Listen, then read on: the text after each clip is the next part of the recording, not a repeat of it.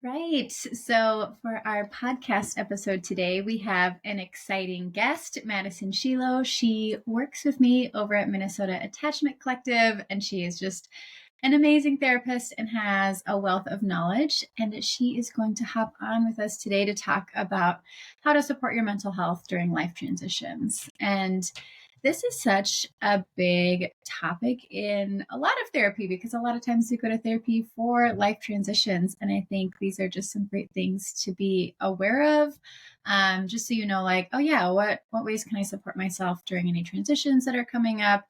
As well as, yeah, like when do I need to know that therapy could be helpful? So I thought Maddie would be a great guest for this because she does a lot of work around life transitions. So she's the perfect therapist to talk to for this. But before we jump into everything, I will hand the mic away to you, Maddie. You can kind of introduce yourself, share a little bit about kind of your practice, who you work with, and then we'll jump into the life transition chat. Yeah, so I am still kind of relatively new clinician, about halfway through full licensure, um, but been practicing with clients since 2022. So yeah, I just got that LPC, that halfway licensure in February. Um, and so I work with a lot of different people right now with a range of, different things that they're coming to therapy for. But I mostly specialize in disordered eating, body image concerns, mood disorders. I have some background in trauma and DBT work. And then also coping with chronic illness and how our physical health and mental health are so correlated. Absolutely. I think that is like a great thing of knowing, like, yeah, our mental health and our physical health are going to be connected, which obviously is so important in chronic health stuff. But I think is great just across the board because that can show up in life transitions or in, other areas where our mental health is struggling. So some lovely specialties. But yeah, so let's jump into what life transitions are and how we can support them. So maybe let's start off with kind of the obvious question, but maybe it's still really helpful to touch on of like what is a life transition? Like what things can qualify as a life transition? Well, it's interesting because a life transition in and of itself is such a broad topic and is Mm-hmm. extremely unique to the individual. Um, Yes. but basically, it's just any kind of change or adjustment that happens in your life. It can be planned or unexpected.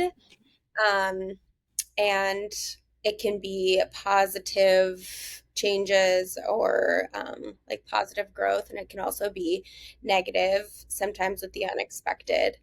Um, Something that kind of correlates across the board for life transitions is this aspect of a changing within your role or routine or responsibility.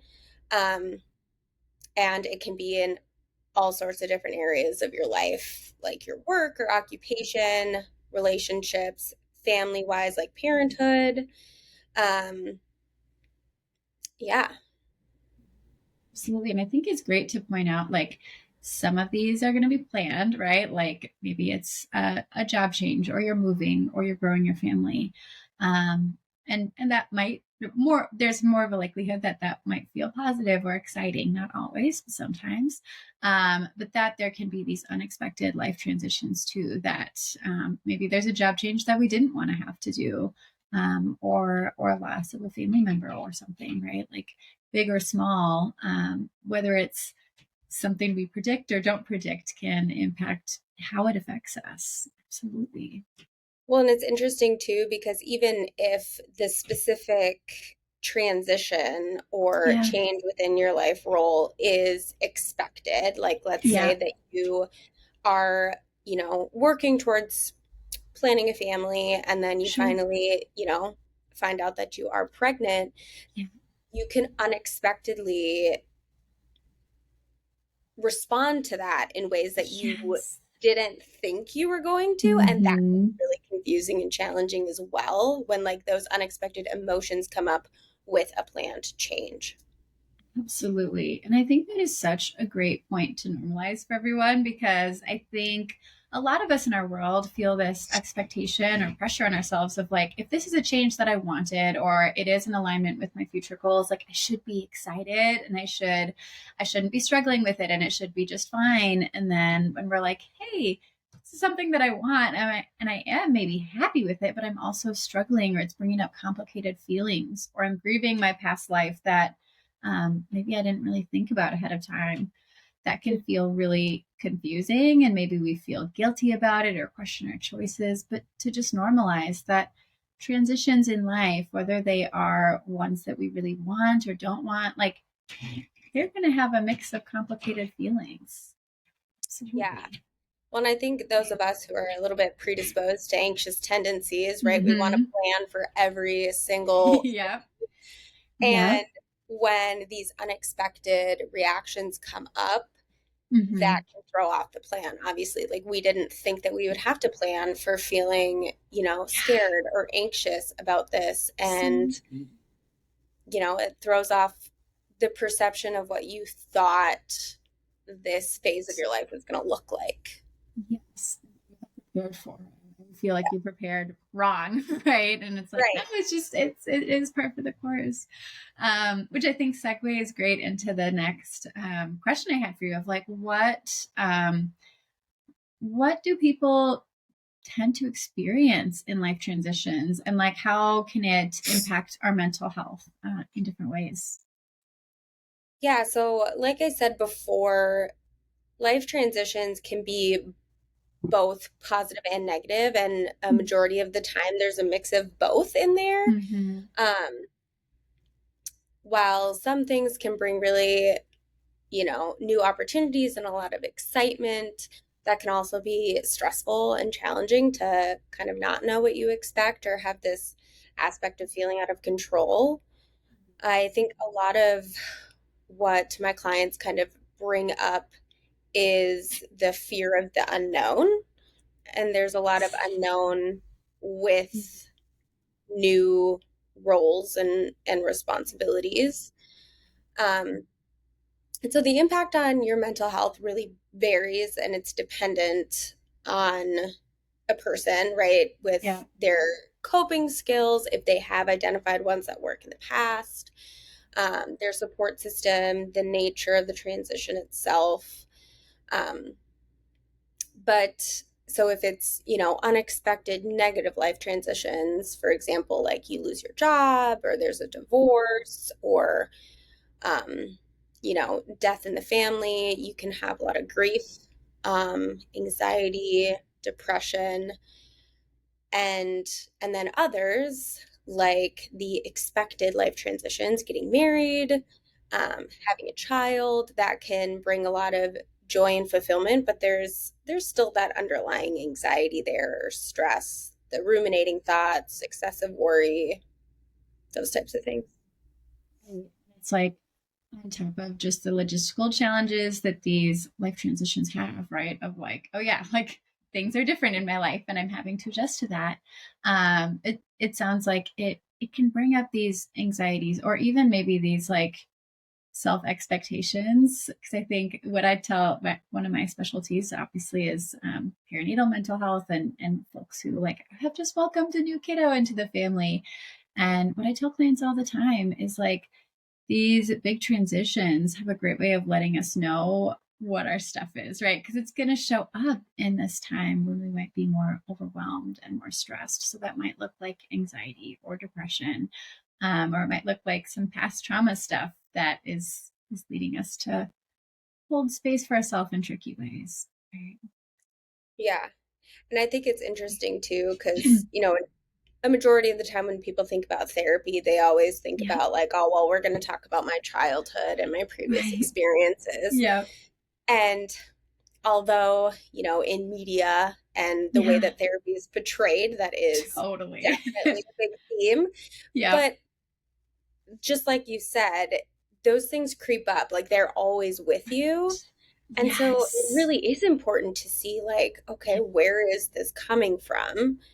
And, what is maybe some of like the underlying experiences that I had or reasons why this is difficult for me right now.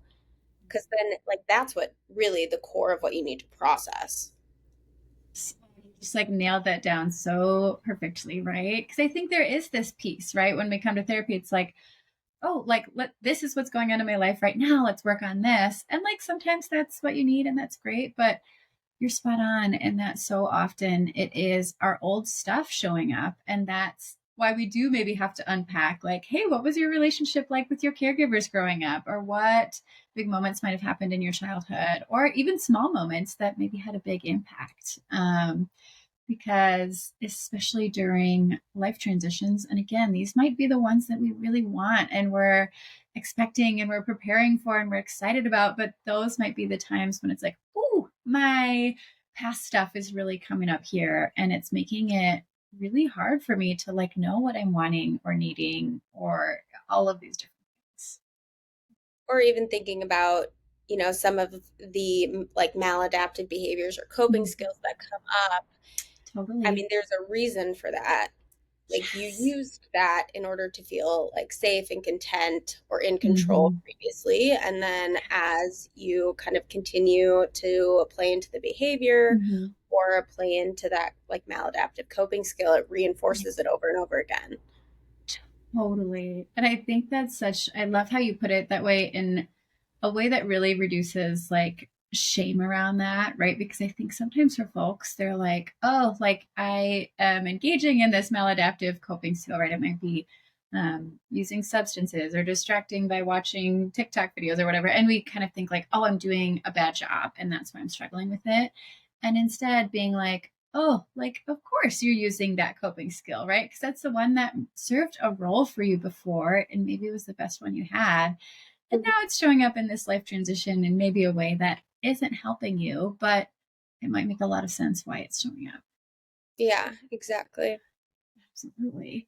So you've talked about coping skills and how those can affect how someone navigates a life transition. And of course, right, it's not like we can be like, I have the perfect coping skill plan and now it's going to be easy breezy, but it can absolutely shift how we feel during a life transition, especially one that's tough. So for those life transitions that we do get to kind of plan ahead for, which aren't all of them, but the ones that we do, like what are some, whether it be coping skills or routines or just things we can kind of have in place to help us if we're like, oh, I know I'm going to be moving next month. Like, what are some things that folks listening can be like, oh, yeah, I need to add this in?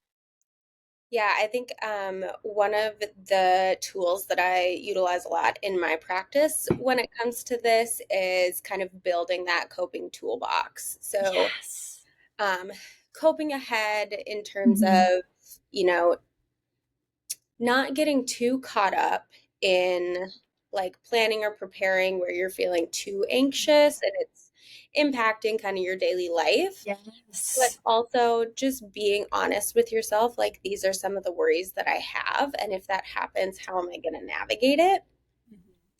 So, and this could be, really as simple as like focusing on getting adequate sleep, um, listening to your mind and your body, like some self-care practices, nourishing your body, um, really building, your support network, having great communication. I mean, even just talking about your worries and like verbalizing them is Yeah. therapeutic in and of itself, getting that energy out of your body. Yeah. And, when you do that, you're able to better process like, what am I needing in this moment? Or what am I wanting to be able to kind of regulate?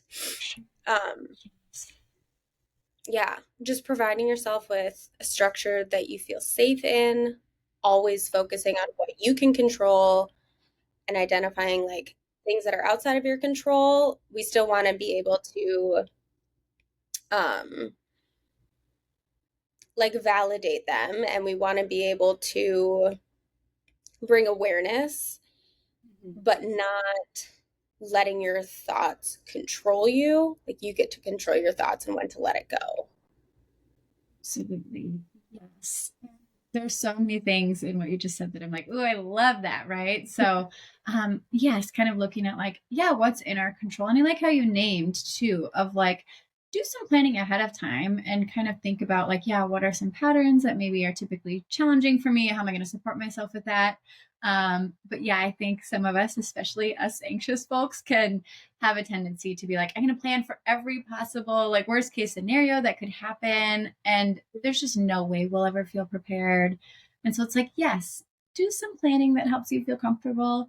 Um, and also practice like that skill of acceptance of like, there's going to be some uncertainty in here. And there's going to be some moments where like things out of my control are going to happen. And like, I have to hold space for those emotions, but it's not my job to like fix them, right? Like, I don't have to feel happy about this transition all the time. I'm allowed to feel mixed feelings. And I think when we give ourselves that permission, it just takes so much pressure off, which is like, okay, now I can just deal with the feelings instead of the feelings and the guilt and the shame and all of that stuff. Right. Yeah. So I love that. And too, like Yeah. in the planning and preparing process, I Yeah. think one thing that seems to kind of be across the board is that black and white thinking of like it's either Yeah. going to go this way or that way. And Right. in terms of like the perceived outcome. Mm-hmm. And so always kind of checking in with yourself and checking the Yeah. facts of, am I being really black and white with this? Because a majority of the Right. time, Mm-hmm. outcome is somewhere Yeah. in the gray. Exactly. Right. And I think that is just a great point for all of us in just our everyday living, right? Like, we tend to live in these all or none boxes of like, it's either going to be this or this. I'm either going to navigate this way or this way. Right. And to recognize true lived experience is typically outside of those boxes, right? And it's going to be somewhere in between. And that is okay. And that's healthy, right? Like, it's actually not healthy for everything to just align perfectly in this like wrapped up bow, right? Like, that's just not reality. Um, and so, yeah, I think that in people's cope ahead plan as they're like preparing for a big transition might even be to kind of look at like, okay, what are the all or nones that I might put myself into and how can I challenge those along the way? Right. Yeah. And just usually using like, your logical, rational brain and your Yeah, emotion mind to be able to kind of check the totally. facts and Yep. find that middle ground. Yes, exactly. Like, both parts are so important. Yeah. Hmm. And another thing that you said that I love, and I love how you worded it, like, of kind of plan for routines that are going to help you feel safe. Because I think that can feel so tricky in today's day and age when we have social media. And I know we've all, right, like seen the like videos of people's morning routine. And they're like, I get up at 5 a.m. and I have my lemon water and I do a 5 mile run and then I eat poached eggs and toast or whatever. And it's like, okay, like, yes, maybe that would be nice, but also for some people that could be something totally doable for them, totally easy to bring in, and that works for them. That's great. But I know for me, I'm like, that's not realistic. Like, actually, the best self care for me is going to be to sleep in as much as I can, and those kinds of things. Hmm. And so I think, yeah, I love like looking at what routines help us feel safe, help us feel grounded, right? And knowing that that is going to be different than the routine that like feels Instagram worthy, right? Like, the Instagram worthy routine is probably not the routine that actually supports us. Yeah. And it's so individualized. And as you're looking at that, like, what are some ways that you maybe kind of support clients in identifying like what those routines might be for them? Like, what can they tune into to be like, oh, yeah, this is actually what I need? Yeah. So I actually love that you Yeah. hit on what makes you feel grounded. Mm-hmm. And a lot of work in kind of, self care Yeah. and like just building a relationship with yourself Yeah. within my practice is rooted in those like grounding mindfulness techniques, really Right. focusing on your five senses. And so the first step in that is just kind of navigating like which one of your five senses calls to you the most, makes you feel the most grounded. And for example, like for me, my sense of smell is what makes me feel really grounded. I love the smell of coconut and vanilla. Mm. Yeah. And so in, finding a routine that's safe for you, I also love the smell and taste of coffee, obviously.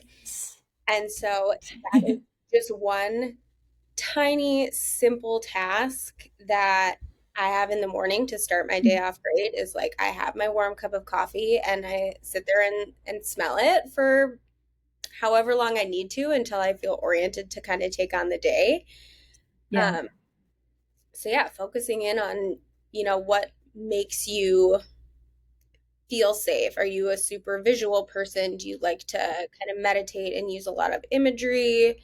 Um, of a safe space or like feeling soft, cozy blankets, listening to certain types of music, those types of things. And I just love that because it allows it to be so simple and so doable, right?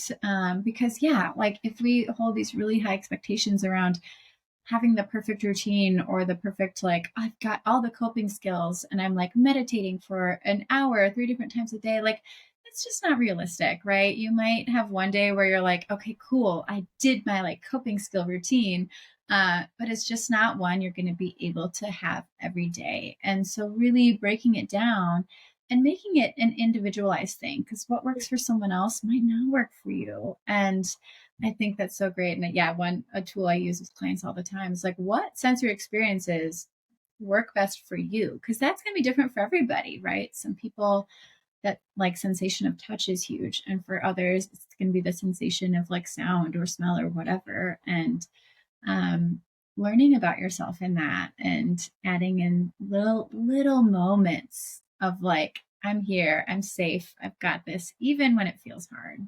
Right? Yeah. Well, and I think too, another thing to kind of keep in mind, or even just a rhetorical question to ask Yeah, yourself when we sometimes get caught up in that comparison, right, of other yeah, people's routines, especially with social media and all of that stuff. totally. But like, and this came to me when you said, the perfect routine, right? And that perception of perfectionism. Hmm.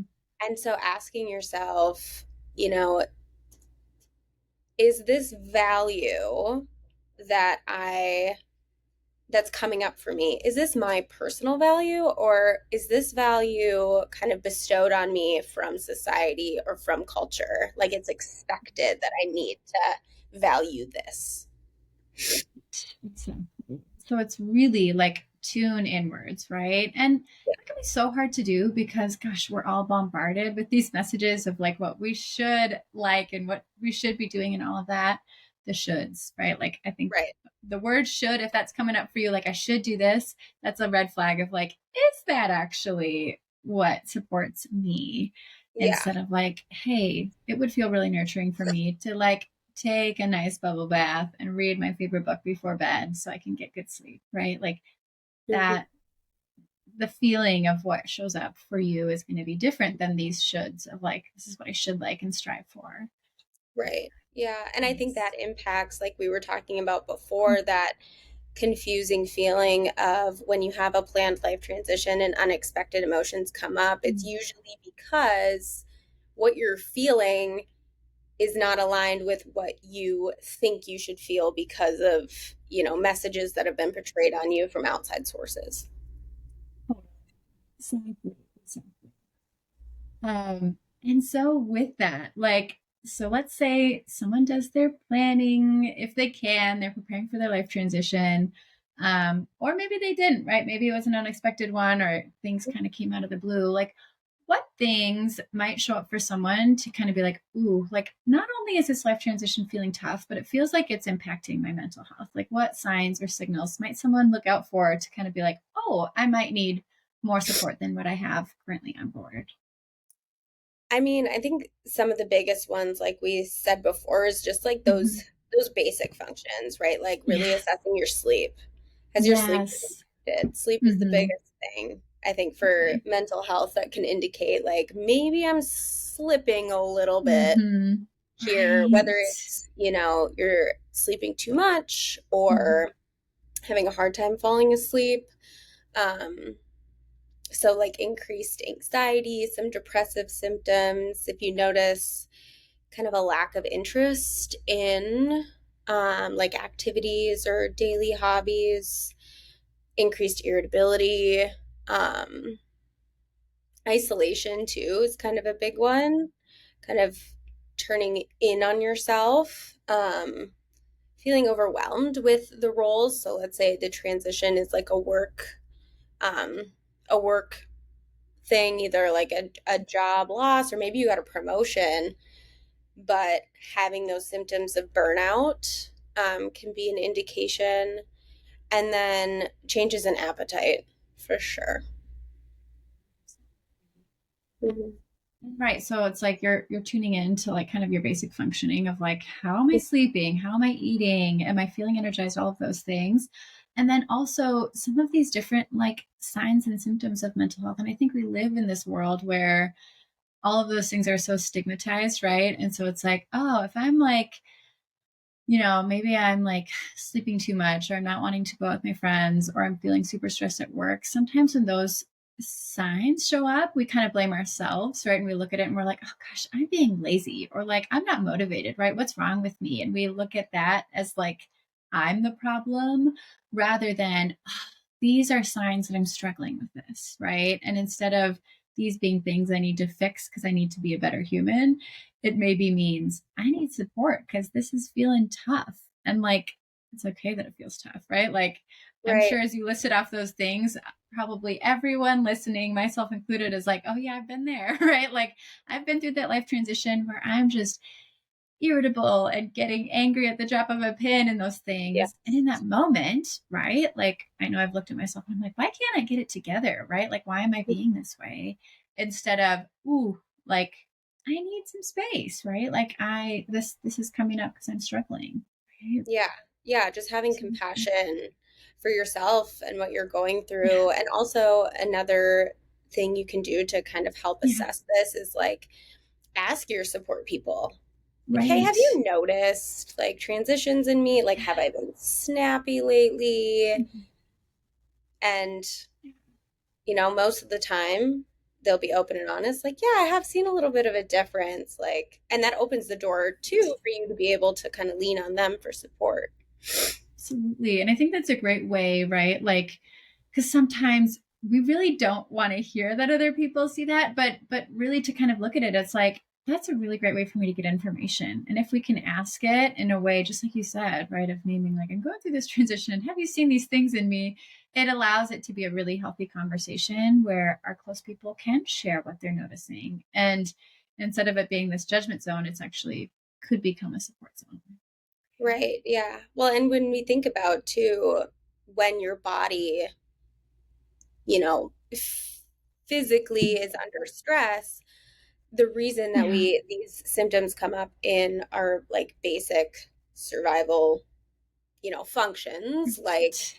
sleeping and eating and digestion and all of that stuff, because when our bodies perceive a threat, whether it's, mind or emotionally, physically, it stops all executive functioning. And so it really kind of focuses on the specific things to keep you alive and to keep you surviving. And so you may not even realize some of the impacts that it's having. And so asking other people's perspective, they may point out something that you weren't aware of before because you didn't have the capacity to be able to kind of catch on to that and to process it.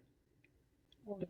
Yeah, and I think those relationships, like leaning on those or building them in your life, is so crucial because it can make all the difference in like having that really healthy sounding board. And as we're saying it, I know, right? Like some people might not feel that they have that in their life, or it might feel like, oh, I'm not ready to approach that in my relationships yet, which is like where I'm like, oh, and that person might be a therapist, right? Obviously, you and I Right. are going to be like, therapy, Yeah. which I think is so important, right? Because a therapist can be that person. If you're listening and you're like, I don't feel, like I could navigate that conversation well with someone, or that might be really tough, or I don't have enough of those people in my life who are even aware of it or know how to communicate skillfully about it. Therapy can be such a great support. Obviously, it can be something if you're entering a life transition, you're like, I'm just going to get in with a therapist right away to support me in that. And Mm. that can be your initial sounding board. Your therapist can help you build those relationships. You have them in your life. But yeah, maybe let's talk a little bit about what as someone's navigating a life transition, like when might they seek a therapist? Like when might that be a benefit to them? Or if someone's listening now and they're like, should I go to therapy for this? Is it bad enough, quote unquote?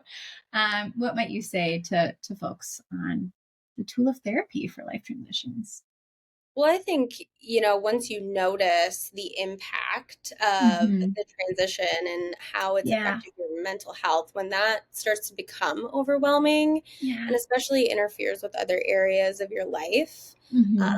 daily life, work, if you notice that, a transition at work is leaking into your home life, like you're snippy with your partner or feeling overwhelmed with parenting roles that maybe you didn't feel before. Um, Going to a therapist can be really helpful and beneficial because one, it's, an outside, unbiased perspective, somebody that, you come to that they don't know your history, they don't have like a personal stake in what you bring to therapy. And so they can provide you with that insight and that different perspective. And then also really help you implement coping strategies that you may not even be aware of. Um, with evidence-based strategies, like we know that this, is proven to work in many cases, not always, obviously everything's Right. tailored to the individual, Totally. but it'll just help you gain a better understanding of yourself, of the situation, and what feel and like normalizing the struggles that you're going through and feeling that like connection and community. It's like, yeah, really just having that safe space throughout your transition, right? Which goes back Mhm. to what you're talking about earlier of what routines help you feel safe. And therapy can be this great tool of adding more safety into a transition, right? And it might be like, ooh, I'm struggling and maybe I don't have um, the people in my support system that feel like, it's easy for me to communicate about these things with, right? Like therapist is a great place where it's like, oh yeah, now I can talk about this with someone, process what I'm going through, maybe gain some insight about what challenges I have, and build in those coping skills, right? And they might be coping skills you know about, but they might be done in a different way or something that you're like, oh, that's a good idea. And I haven't thought about that before. Mhm. And with therapy for life transitions too, I want to just kind of get on my little pedestal and talk about this thing that I think is just so important, right? I think our world really looks at healthcare as okay, use this once you are not doing well, right? Go to the Right. doctor once you're super sick, once this is really bad. See a mental health professional once your mental health is totally in the bucket and you're not functioning anymore. And yes, if you notice you're not functioning anymore, please go to a mental health professional. Mhm. But I think therapy is also this great space where we can really work on preventative healthcare in a way of hey, if you know you're going to go through a transition in life that might bring up some tough things, you don't have to wait for it to feel really tough to get that support. Right. It can be great to book in with a therapist and just have them there. And then you can, if it feels really tough, you can increase the amount of sessions that you have. If you're like, hey, I only needed a handful of sessions, I'm feeling really good, then you might just pop in as needed. So I think that's always nice for folks of it doesn't have to be really, really, really bad for you to get support. And your Yeah. therapist is going to be happy you're there. I've had so many clients be like, I don't know, I'm taking this spot that someone else needs. And that's not the way therapy works, right? There's a lot of great therapists. There's room for a lot of us. It's yeah, healthcare is a broken system in a lot of ways, but Yeah. you are not taking the spot that someone else deserves more, right? Like you belong in therapy if you want to be in therapy. Yeah. And I was going to say too that, I think it's challenging for people that are more predisposed to like feeling guilt, right? Yeah. Like when you're Mm. really struggling and maybe you have an amazing partner that's super supportive Yeah. and like you have great communication, but you feel guilty for like, imposing your quote unquote issues onto them. Yeah. Yeah. Um, and so therapy can be that really good space for you to one work through like why are we feeling this guilt in this Totally. situation? And like Um, practice taking up that space because you deserve yeah, it. yes, and also that's specifically what we're here for. We're here to support you in those times, and we're ready to take on a lot of those you know symptoms and behaviors and those experiences and help navigate with you. And if it helps in any way, shape, or form, there's no better feeling as a therapist than seeing your client succeed and to reach their goals. Like it just, yeah, there's so much passion in it and purpose. So you also do us a service as well. Yes, exactly. Right. Like, and I think it seems so obvious to us therapists, but maybe someone who's not familiar with the therapy world, it can feel kind of like, oh, don't I have to like if I'm going to therapy, I should be doing horribly, right? I should be crying the moment I walk in. And like there's room for that. And don't feel guilty if you show up like that because that's, I'm always like, oh yay, you're here. I'm glad you're here. Yeah. But also, right, if you're coming in and you're like, hey, I'm about to explore something that might feel tough for me, and I wanted to have a therapist on my side in it. We're really excited about that. We're like, yay, like let's do the work, right? Yeah. So, your therapist is going to be excited on that for sure. Yeah. Yeah. Well, and even just thinking about, early, we always talk about like early intervention for like Mm-hmm. kiddos and brain development and stuff like that. But really, you can use that across the board, early intervention anywhere. It Absolutely. helps to, because obviously, if you know, get the help and the processing that you need in the beginning, it's not as much to unpack. Yes, exactly. And I love that point. And I haven't really thought about it in that way before, right? But it's like early intervention is great for so many things, right? And it's not just, early intervention for kids navigating a new diagnosis or something, right? Early intervention for a life transition, right? Of it's like, oh yeah, like how can I add in some coping skills, hold space for myself in new ways before I maybe enter into some patterns that might be a little more challenging to get unstuck from, right? Yeah, use therapy once you're at the point where it feels stuck, of course, but it also can be really nice and it'll help so much if it's like, oh yeah, I can kind of prevent some of those things from getting so established that they're harder to unpack. Yeah. Well, and even making the correlation to kind of like the healthcare Yeah. system, right? It makes sense going back to kind of chronic illness. Mm-hmm. The earlier Right. you catch it, usually your Yep. treatment plan's a little bit easier for you to Yes. navigate. Do you let it linger? It's a Totally. lot harder to treat that physical ailment. And it's the same thing Absolutely. with your brain.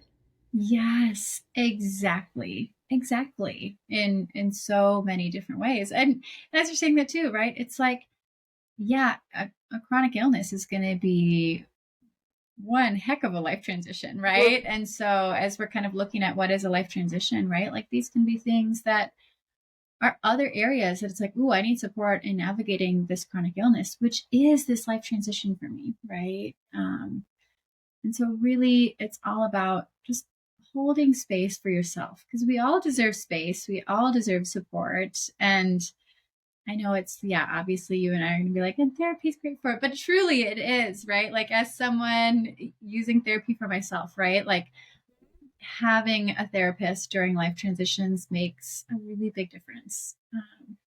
And it's something I'd recommend even if I wasn't a therapist, for sure. Right. Mm-hmm. Yes. Well, yeah, before we kind of go into our outro and kind of wrap up with you here, is there anything else that you wanted to add or that's on your mind about life transitions or that folks listening in might want to hear? Um, I think just one thing to think about when, going through a life transition, whether it's unexpected, expected, positive or negative in your mind, um, kind of keeping that this affirmation in your back pocket that like whatever it is, this is providing you kind of a blank slate or an opportunity for growth and transformation. Like who do you want to be from this experience? Even, perceived negative experiences have personally in my life really changed me into a different person, and I've gained a lot of skills and I've gained a lot of understanding from those really awful events. And keeping that in mind that, it's going to take time to process the changes.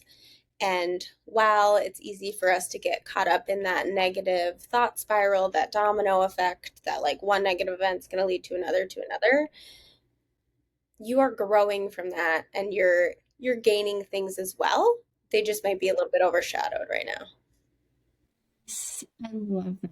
And like, what a beautiful affirmation and reminder for folks to connect to, um, of that, like, hey, this might be feeling really tough. And by choosing to support myself and like look inwards and all of that, like, I'm giving myself this opportunity to grow and like care for myself in new ways and things that are going to help me after this transition too, right? It's like it's Yeah. helpful now and it's going to be helpful later. Mm-hmm. And with clients, I talk about that a lot too. And I make sure to say like, this isn't the silver lining of like, thank goodness that happened to you because look at what you Right. grew into, but more of a like, you have grown because of the way you held space for yourself, Mm-hmm. right? And you have learned new things about you because you decided, like, hey, in this moment, I know I deserve space and I'm going Right. to look inwards and I'm going to explore what support I need, right?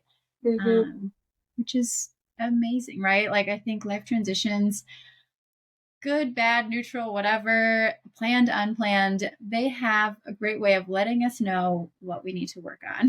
And I think it's like really lovely opportunities to actually work on that. Mm-hmm. Easier said than done, but a really beautiful thing when we can connect to it.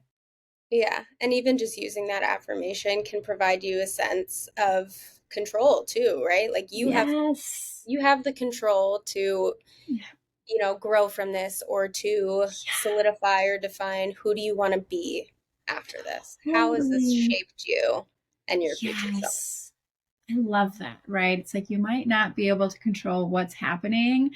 and you do get a choice in how you're going to support yourself through it, right? There's something you can actually engage with, and it might not be full control, but you get to have some control in the process, of something that maybe feels a little out of your control. Mhm. Yeah. Oh, lovely. Well, you just like you gave so many great nuggets, and like even though I do a lot of life transition support, like as you're saying stuff, I'm like, oh yeah, that's good. Like I needed to hear it myself too. So thank you so much for joining me on the podcast today and just sharing with everyone tuning in all of these great things. And I'll note, like, if you are a listener in Minnesota, like Maddie's an amazing therapist who serves folks in Minnesota. So maybe, and I will like add all the links to you. She has a great social media and she's at our practice and has openings. So I'll link all those things in the show notes for folks listening in. But yeah, maybe you can just wrap up yourself by sharing a little bit about where folks can find you and who you might be a good fit for therapy wise. Yeah. So, well, you can find me on our website, Minnesota Attachment Mhm. Collective. Um, Yeah. my Instagram handle is Schillo Wellness. I post kind of a plethora of Yeah. different like topics or nuggets in terms of kind of like navigating some Yes. difficult things. Um, I work with really a range and an array of folks, but if you're a young adult or a teen kind of transitioning in any kind of life phase, maybe you're going to college and you're a little bit worried about it. That's like my favorite life transition to navigate because so many things come up for it. Um, and just seeing people blossom into like their true identity is just beautiful, I think. I think that's like a Um, really beautiful time in therapy, like where there's a real opportunity for growth and exploration. yes. Yeah. Um, but yeah, I'm pretty much willing and ready to take on whatever. Yes. Beautiful, beautiful. So yeah, for everyone listening in, I will add all of the links of where you can connect to Maddie and learn more about her and get scheduled if you're someone in Minnesota, or you can, if you're out of Minnesota, like just follow her for little fun nuggets on her Instagram all the time because they're so good. Um, but yeah, thank you so much for joining. It was really lovely to have you on. Maddie also has a lot of blog posts on our website, so like check those out too if you're listening in because those are really great and kind of related to all of her topics. You'll learn about how I can hold space for myself in this way. Um, but yeah, it was lovely having you on, and I'm sure at some point in the future you'll join again and share some more great things to us. Yes, thank you for having Yes. me. Yes, thank you. All right, I just stopped.